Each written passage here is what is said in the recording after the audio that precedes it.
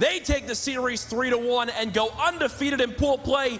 Optic Gaming fans, you like what you're seeing? Well, there's a few of them here at the CWL Dallas Open. Again, one of the winningest players in Call of Duty. Karma, I gotta pick your mind. Let's start right away. You said immediately we came up here, they just had to take us off our map win streak, 23 maps in a row. You've been a part of some of the winningest teams in your career. What does an achievement like that show about the caliber of your team? I mean, it just shows that we're really consistent. I think that's the biggest thing. I think a lot of people had questions whether you could be consistent in this game, and I mean, I think we've kind of proven that. You most certainly did with 23 in a row. Now let's talk about that first map. Obviously, that didn't go your way. What wasn't working for you? What made it possible for Ghost Crew to take that one? Yeah, I think it was just them coming out hot. I mean, you beat Envy. That, like, I mean, I don't think it was really that close. It was pretty convincing. Yeah. So coming into that map, they were just, you know, on a hot spree, beating everybody else in the pool, and I felt like I was just sprinting into people. So we just had to warm up that map, and if the S&D if they won the S&D, it could have been a little different, I think, maybe, I don't know. But after we won the S&D, you know, 6-2, we were pretty confident they were going to win the series. Well, you went on then to play another hard point, this time around a little bit different. Formal and Skunk combined for something like positive 35 as a duo right there. What is it like when you have teammates putting up numbers like that? It's just, it makes my job easier, because when all the kills are going down on the map, I can just be like, okay, I'm gonna go sit in a corner, wait for somebody, and I mean, when they're going off and we're just all playing like that, it's pretty hard for us to lose. Final question for you here, Damon. Can anybody in the world beat Optic Gaming in a best-of-5 right now? The way we've been playing, not a chance. Not a chance. The crowd loves it. Karma said it here. Optic Gaming showing why they are atop of competitive Call of Duty. For now, we're gonna go to a break. When we come back, MLG Primetime. The craziest crowd you've ever seen at an event you've been at, and what does it mean for you guys when you're playing there on the main stage? Yeah, I feel like this is the closest to Anaheim, or, you know, if not, like, better. It's insane. Like, it's been like this since Friday, and it's only gotten better, so we appreciate it, guys. You guys are awesome. Well, you're going to have even more interaction with them later on in that grand final, but for now, we've got to look forward. We got to look ahead. What's to come for this team? What do you guys do to prepare for a match like that? You've obviously got to wait for that losers bracket final to play on out. What's going to be the plan up until that grand final begins? Well, before that match, I mean, we were pretty confident in Frost. I think Frost's our best uplink, and throwback S&D we were pretty good at. But the main thing going into that series, we wanted to improve on a few of the mistakes we made in Scorch versus the last team, and we fixed that, and we started holding more hill, I believe, on the drill hill. Yeah. We were really bad at that, and I mean, we played pretty good, they played good, and we just came out on top.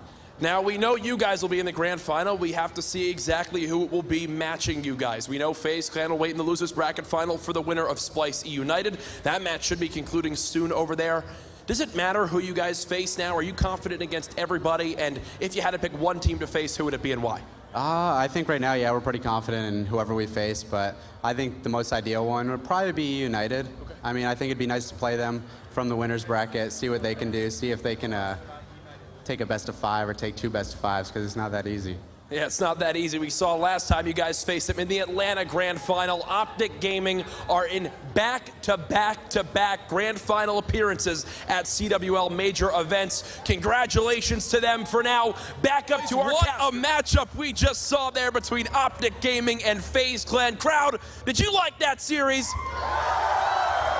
I know we most certainly did here in the venue. Thousands in attendance. Now first, Karma, before we even get started with that series, the 1v1 in Game 5, Round 11 against Panda to get you to this point.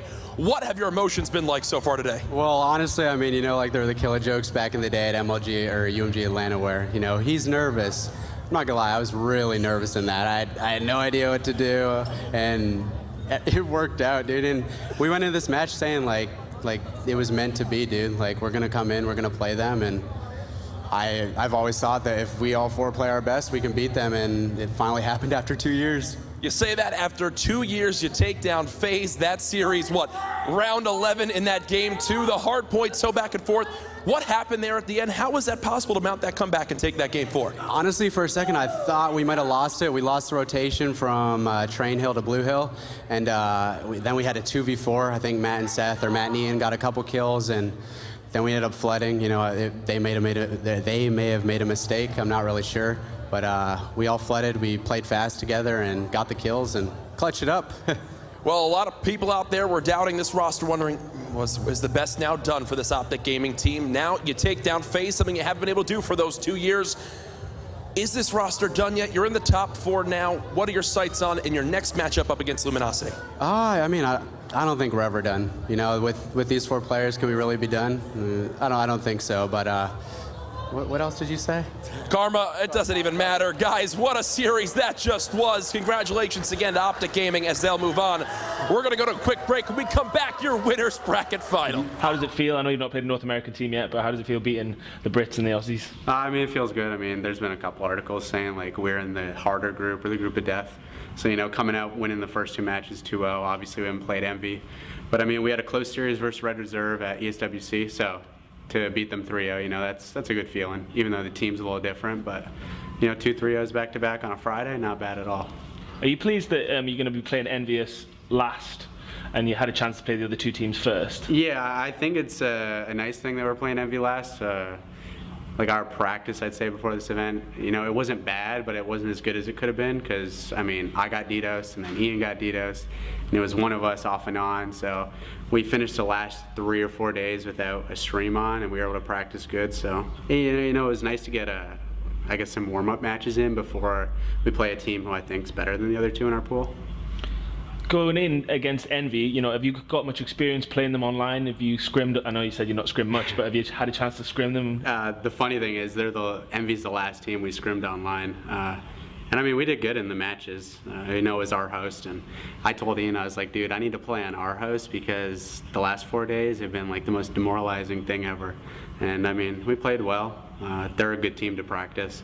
If it was Search, I think it'd be a little different, you know, showing them what we do.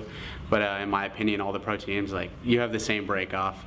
You know how to play the game, and I don't think practicing them really helped them or helped us. I think it was more just, hey, we both want to play, let's play, go over everything. And you took down FaZe twice at ESWC. Are you expecting to meet them again in the final this weekend, if you make it there? Am I expecting to meet FaZe in the final? I don't know. You know, it depends if you get the FaZe that comes out and beats every other team, and do they carry it on to play us or carry it over? I don't know. That's a mystery. Is there any teams that you'd quite like to play? You know, I think it'd be nice to play United again. We haven't played them since, the finals where we lost. And we beat them in 1 best-of-5 and then went last map. So it'd be nice to have a little bit of a rematch with them. A finals rematch would be nice coming from the winners finals because good things happen when we're in the winners bracket. You just played finally some of your games. How do you think that went? It could have went better, but we came out with the win, so I'm happy. Yeah, same. We should have came out with the win easily, but we'll do better. We'll do better this coming match. Yeah, I heard that you took S&D quite lightly, and you kind of paid for that by losing the game, and also you didn't do quite well on Express on Hardpoint. Have you got any comments on that? Yeah, we went up 4-0 after winning first map, and we're really confident. And don't mess around when you're winning. Put it that way. Yeah, same. We kind of just took them lightly after that, and you know we thought that we had the easy win, but it turns out we didn't. And then we came down to Express Hardpoint, which we don't practice, and we tried our best, but we have no clue what the hell we're doing on that map. So we're gonna have to fix a few things. Yeah, I mean, obviously MLG rules are a bit different to our European rules. What is the team that you're most looking forward to playing against? I want to play Prophecy probably more than any other team here, so yeah.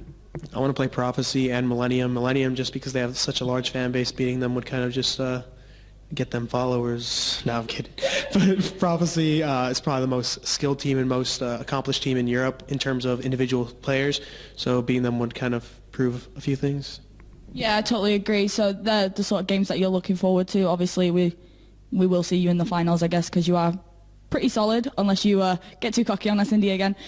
So how are you finding the event? Like, it's in Blackpool. Obviously, it's not the star city of England, but how do you like it? The overall feel of the event's awesome. Everyone's focused on Call of Duty, so yeah.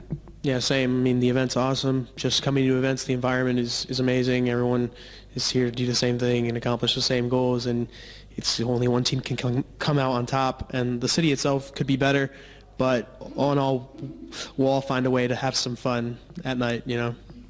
Definitely. So obviously a lot of US teams didn't bother coming this time around, which is quite strange because a lot of them did for the previous EGL, such as Optic and Envy Gaming and then Fear as well.